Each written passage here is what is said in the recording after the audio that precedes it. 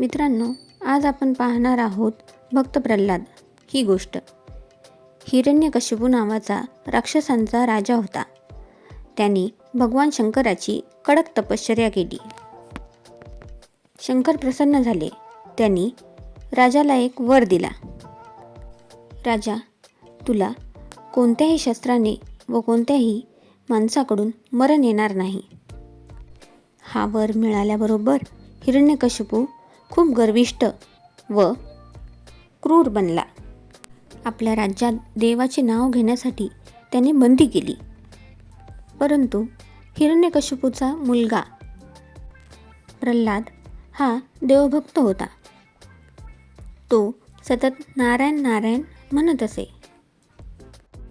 हिरण्यकशिपूने त्याला बजावले, खबरदार, पुन्हा देवाचे नाव घेशील तर.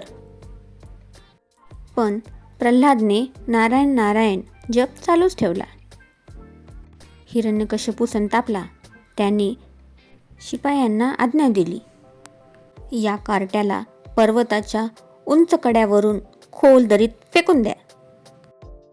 शिपायांनी तसे केले, पण प्रल्हाद घाबरला नाही. खाली कोसळत असतानाही तो नारायण नारायण म्हणतच होता. त्याला कुठेही जखम झाली नाही. नारायण नारायण म्हणत तो राजवाड्यावर परत आला. मग राजाने प्रल्हादाला उकळत्या तेलात टाकले.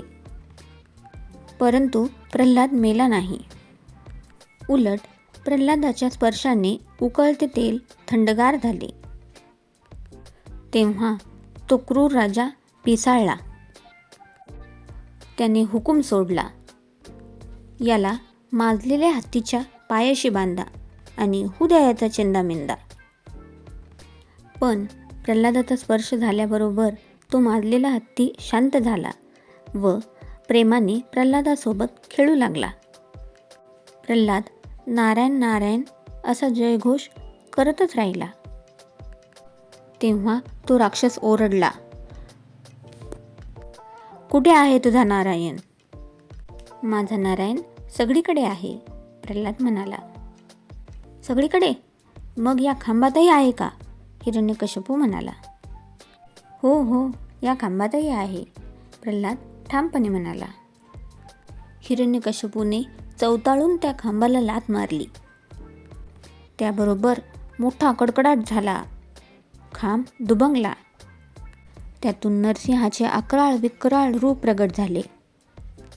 त्याचे तोंड सिंहाचे होते आणि बाकीचे शरीर माणसाचे होते. नरसिंहाने हिरण्यकशिपूला धरले व आपल्या मांडीवर घेतले. मग आपल्या तीक्ष्ण नखांनी त्याने त्या दुष्ट राक्षसाचे पोट फाडले आणि त्याला ठार मारले.